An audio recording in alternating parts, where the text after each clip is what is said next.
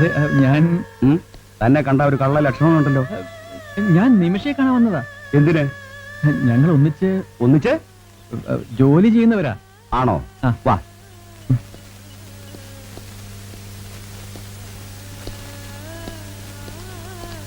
മോളെ, നമുക്കൊരു ഗസ്റ്റ് ഉണ്ട്. ആരാ? ഞാൻ സുഭാഷ്. നിമിഷ ജോലി ചെയ്യുന്ന ഓഫീസിലാ ഞാനും ജോലി ചെയ്യുന്നത്. ഓഹോ.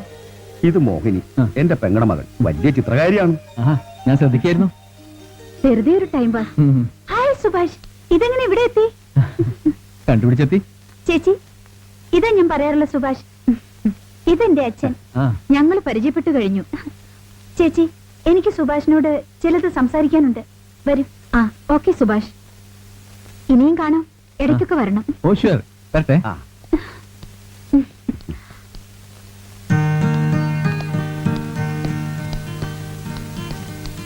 ഞാൻ വിചാരിച്ചതുപോലെ അല്ലല്ലോ കാര്യങ്ങൾ. ശരിക്കും ഷോക്കായല്ലേ? ആയി. എന്റെ വിവാഹകാര്യം ഞാൻ വെറുതെ പറഞ്ഞതാണ്. എന്തിന്? എന്നിൽ നിന്ന് ഒളിച്ചോടാനാ? അതെ, ഒരുതരം രക്ഷപ്പെടൽ. ഒന്നും എന്നോട് ചോദിക്കരുത്. പറഞ്ഞാലല്ലേ അറിയാൻ കഴിയൂ. വിവാഹ പന്തൽ കാണാമെന്ന ഞാൻ സത്യത്തിൽ എനിക്ക് വളരെ സന്തോഷമുണ്ട്. ക്രൂരമായ സന്തോഷം. അതിൽ അർത്ഥമില്ല. ഞാൻ തീരുമാനത്തിൽ നിന്നും മാറുന്നവളല്ല. ഇതൊരുതരം പിടിവാശിയാണ്. പറയൂ, എന്തായിരുന്നു പ്രശ്നം? എന്നിൽ നിന്നും വല്ല തെറ്റും സംഭവിച്ചോ? അതോ എന്റെ രീതികൾ? ഒന്നുമല്ല. സുഭാഷിന്റെ രീതികൾ എനിക്കിഷ്ടമാണ്. പക്ഷേ പ്രേമിക്കാനോ വിവാഹം കഴിക്കാനോ ഞാൻ തയ്യാറല്ല. കാരണം? പലതാണ്. ഞാനൊന്നും പറയില്ല. സുഭാഷ് ഇപ്പൊ പോകൂ. ഇപ്പൊ പോകുന്നു.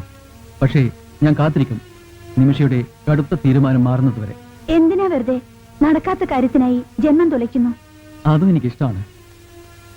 നല്ലൊരു വിവാഹം കഴിച്ച് എല്ലാം മറന്ന് ജീവിക്കുക. എന്നെ എന്റെ പാട്ടിന് വിടുക. തീരുമാനം എനിക്കും ആകാമല്ലോ. ഞാൻ വരും. ഇനിയും നിമിഷയെ കാണും.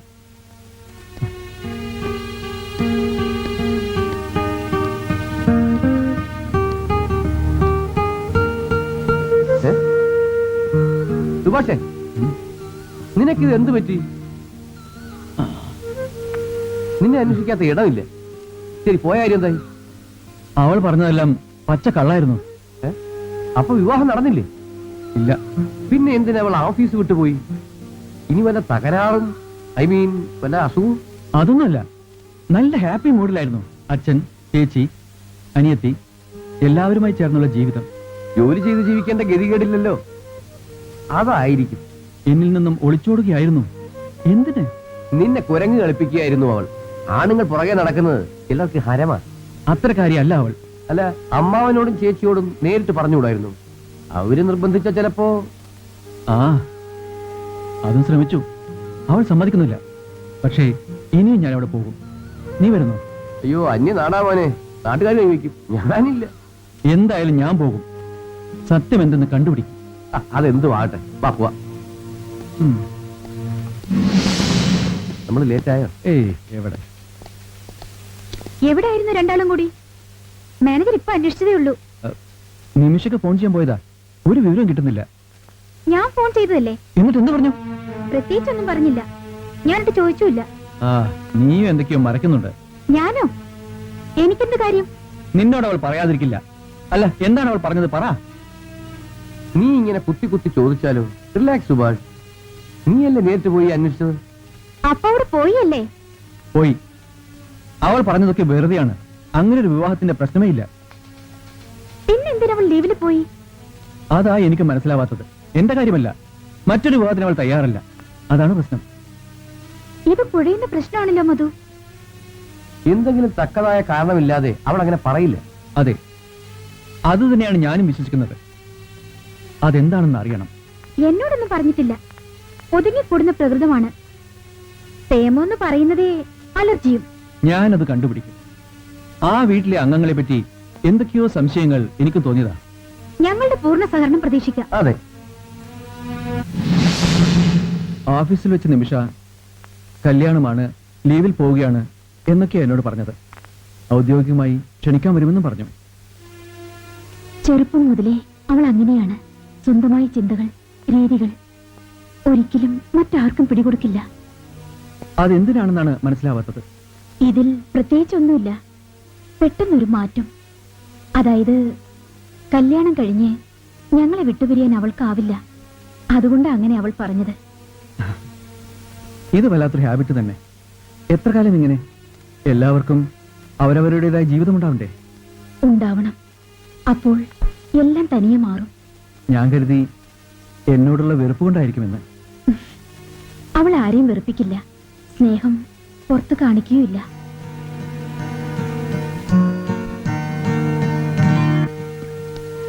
ഇത്രയ്ക്ക് സ്പീഡായിരിക്കുമെന്ന് ഞാൻ കരുതിയില്ല.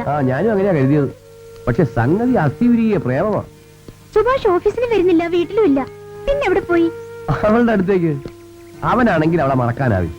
അവളൊട്ട് അടുക്കുന്നുമില്ല. ഇങ്ങനെ പോയി പോയി വല്ല അവിവേകവും ചെയ്യൂ. ഞാനും അത് പേടിക്കുന്നുണ്ട്. നമുക്ക് നിമിഷം ഒന്ന് പോയി കണ്ടാലോ? ഇപ്പൊ വേണ്ട. ആദ്യം ഞാൻ ഫോൺ ചെയ്ത് നോക്കട്ടെ. ഒന്നുകിൽ രണ്ടാൾ ഒന്നിക്കണം നല്ല ജീവിതത്തിന്, അല്ലെങ്കിൽ ഒരാൾ നശിക്കണം. ഇതേ നടക്കൂ. ഞാൻ അവളെ വിളിച്ച് സംസാരിക്കട്ടെ, എന്നിട്ട് മതി മുൻവിധിയൊക്കെ.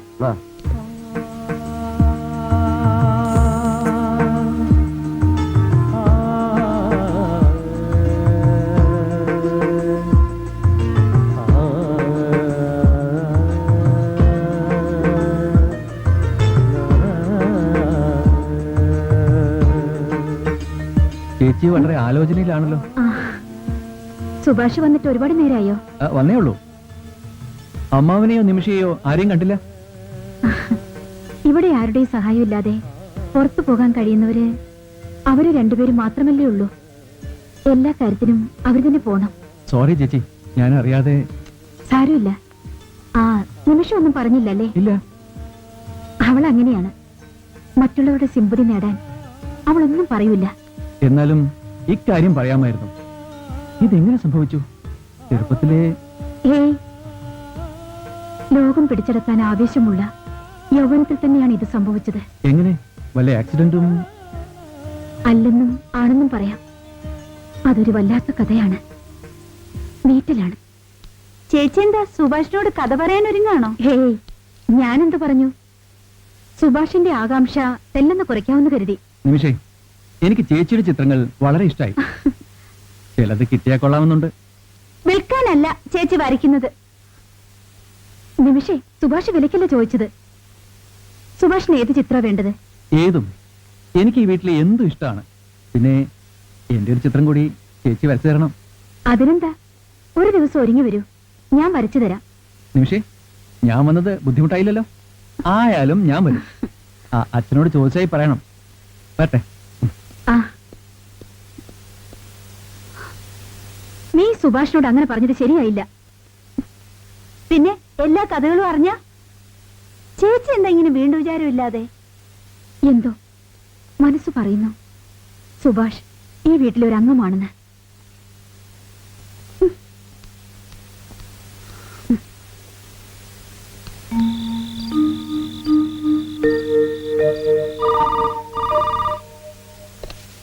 ഹലോ ഹലോ, ആരാ? ഞാനാടി മരക്കഴുതേ. ഹായ്, നിന്റെ കാര്യം ഞാൻ ഇപ്പൊ ഓർത്തേ ഉള്ളൂ. അതെന്തിനാ ആവശ്യമില്ലാതെ നീ എന്നെ ഓർക്കുന്നത്? എങ്ങനെയുണ്ട് ഓഫീസ് ജീവിതം? നീ ഇല്ലാത്തിന്റെ ബോറടി കുറച്ചൊന്നുമല്ല. പിന്നെ സുഭാഷ് ഇപ്പോ ഓഫീസിൽ വരാറില്ല. അതെന്താ? നീ തന്നെ കാരണം. നിന്നെ കാണണമെന്നും പറഞ്ഞ് ഇവിടുന്ന് സ്ഥലം വിട്ടതാ. നിങ്ങൾ തമ്മിൽ കണ്ടിരുന്നോ? കണ്ടിരുന്നു. നീ ആ പാവത്തിനെ പൊരഞ്ഞൊളിപ്പിക്കരുത്. അറിഞ്ഞുകൊണ്ട് ഞാൻ ആരെയും വേദനിപ്പിക്കാറില്ല. അത് മതി. അസ്ഥയിൽ പിടിച്ച പ്രേമമാ. കക്ഷി എവിടെ പോയതാന്ന് മധുവിനെ അറിയില്ലേ? അത് മറ്റൊരു വട്ടുകേസ്. അത് പോട്ടെ, നിനക്ക് ഉള്ളിന്റെ ഉള്ളിൽ ചെറിയൊരു ചലനം ഉണ്ടല്ലേ? ഇല്ല. എന്തിനാ മോളെ? മതി മതി വെയിറ്റിട്ടത്. ഒന്ന് അയഞ്ഞു കൊടുക്ക്. നീ ദൂത് പറയാൻ വിളിച്ചതാണല്ലേ? അതെ. സുഭാഷ് ആകെ അപ്സെറ്റാ. ശരി, ഞാൻ പിന്നെ വിളിക്കാം. Okay, good night. Good night. നിനക്കുള്ളിന്റെ ഉള്ളിൽ ചെറിയൊരു ചലനം ഉണ്ടല്ലേ? മതി മതി വെയിറ്റിട്ടത്. ഒന്ന് അയഞ്ഞു കൊടുക്ക്. അമ്മാവ, ഒറ്റ നോട്ടത്തിൽ തന്നെ സുഭാഷ് നല്ല ആളാണെന്ന് തോന്നുന്നു. അതെ, ഇത് നടക്കുകയാണെങ്കിൽ ഒരാളെങ്കിലും രക്ഷപ്പെട്ടേനെ. അങ്ങനെ എനിക്ക് മാത്രം ഇവിടുന്ന് രക്ഷപ്പെടണ്ട. ഞാൻ നിങ്ങൾക്ക് ശല്യമായോ? നിമിഷേ, എന്റെ ജീവിതം ഈ വീൽ ചെയറിൽ ഒടുങ്ങി. നീയെങ്കിലും രക്ഷപ്പെടണം. അപ്പൊ ദേവികയോ? അവളുടെ കിടപ്പ് കണ്ടില്ലേ? ഇതെല്ലാം മറന്ന് എനിക്ക് ജീവിക്കാനാവുമോ? മറക്കുക, അതാണ് വേണ്ടത്. ഇതെല്ലാം അറിയാവുന്ന ചേച്ചി ഇങ്ങനെ പറഞ്ഞാലോ ഒക്കെ എളുപ്പം മറക്കാനാവുമോ? നിമിഷേ, നീ വിഷമിക്കാൻ വേണ്ടി പറഞ്ഞതല്ല കുട്ടി. ഒരാളെങ്കിലും വേണ്ട, എനിക്ക് അങ്ങനെ ഒരു ജീവിതം വേണ്ട.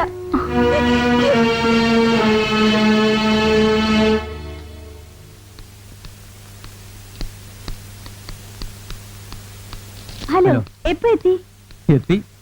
പുറത്ത് ആരെയും കണ്ടില്ല. എവിടെ പോയി അമ്മാവനും ചേച്ചിയും? അവർ പുറത്തു പോയി. അല്ല, എന്താ ഓഫീസിൽ പോകാത്തത്? വല്ലാത്ത ഉഴപ്പാണല്ലേ? നിന്റെ കസേര ഒഴിഞ്ഞു കിടക്കുന്നത് കണ്ട് അവിടെ ഇരിക്കാൻ എനിക്കാവില്ല. അത് വെറുതെ. സത്യമാ ഞാൻ പറഞ്ഞത്.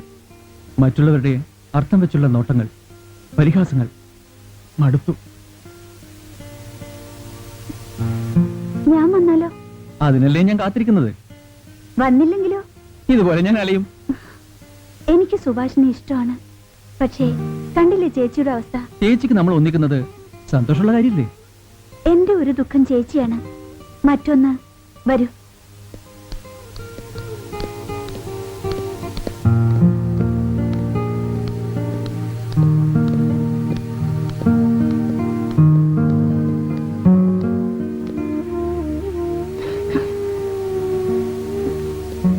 ഇതാ കിടക്കുന്ന കണ്ടില്ലേ? അമ്മാവിന്റെ മോള. ഇത് വേറൊരു ദുഃഖം.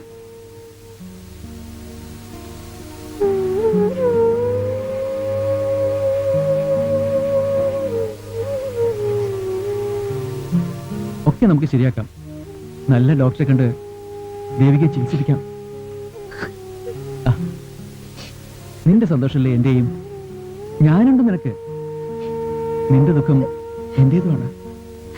സോറി, സുഭാഷിന്റെ നല്ല മനസ്സ് ഞാൻ കണ്ടില്ല.